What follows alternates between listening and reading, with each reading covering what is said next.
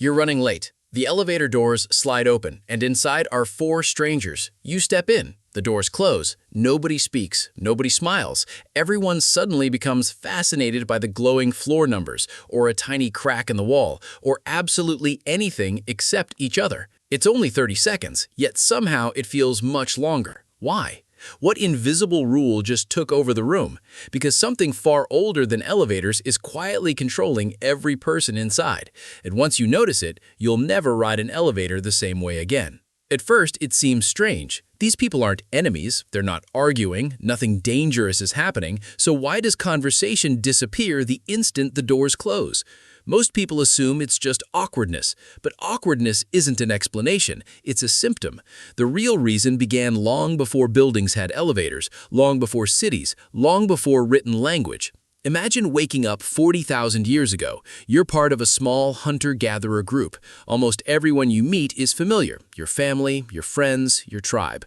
Now imagine something different. A stranger appears, not across a field, not at a distance, right next to you, close enough to touch. Your brain immediately has a problem. You know almost nothing about them. Are they peaceful, desperate, aggressive, carrying disease, looking for food, or looking for you? Thousands of generations lived with this uncertainty. According to anthropologist Edward T. Hall, humans naturally organize invisible zones around their bodies, a concept he later called proxemics. Different distances signal different relationships, and when strangers enter the closest zones unexpectedly, our brains become unusually alert. But here's the twist. An elevator breaks nearly every one of those ancient rules. You're standing shoulder to shoulder with people you've never met. There's nowhere to move, no escape, no safe distance. Your brain knows you're not in danger, but another, much older part of your mind isn't completely convinced. Then something even stranger happens. Nobody stares. Think about it. If someone locked eyes with you for the entire elevator ride, it would feel unsettling. Why? Because throughout human history, direct eye contact wasn't always friendly. For many animals, including humans, an unbroken stare can signal challenge, dominance, or uncertainty. Psychologists have found that prolonged eye contact dramatically increases emotional intensity, even between complete strangers. So instead, everyone invents a tiny mission. Check your phone, read the emergency instructions you've already seen 100 times, watch the floor numbers, pretend to adjust your sleeve. Anything except staring. Without discussing it, everyone cooperates.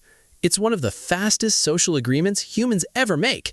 No introductions, no negotiation, just silent coordination. But silence isn't the only rule. Have you noticed how carefully people position themselves? If the elevator's empty, very few people stand directly beside someone else. Instead, they spread out. Corners become surprisingly popular. It feels like a personal choice, but researchers studying public spaces have repeatedly observed this pattern. People instinctively maximize distance whenever possible. It's a quiet attempt to rebuild invisible personal boundaries inside a space that barely has any. Then another mystery appears. Why don't we usually start conversations? After all, we're trapped together anyway. Wouldn't talking make the ride less awkward? Surprisingly, often the opposite. Social psychologists suggest that silence can actually reduce uncertainty.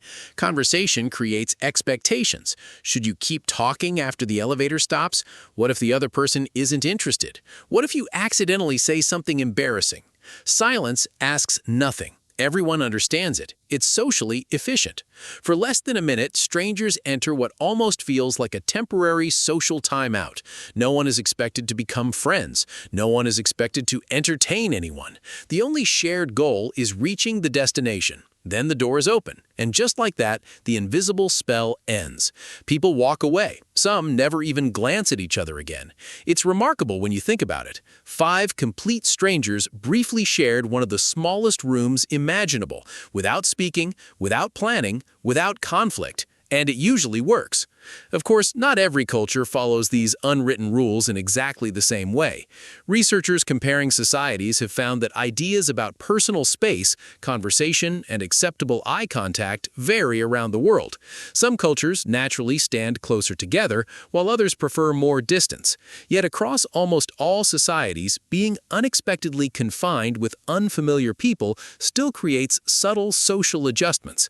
That's because elevators expose something surprisingly ancient. Our brains evolved in open landscapes. They became experts at reading distance, movement, escape routes, groups. Not tiny metal boxes traveling 30 floors into the sky. Modern technology changed our surroundings much faster than evolution could redesign our instincts, so our ancient software quietly improvises.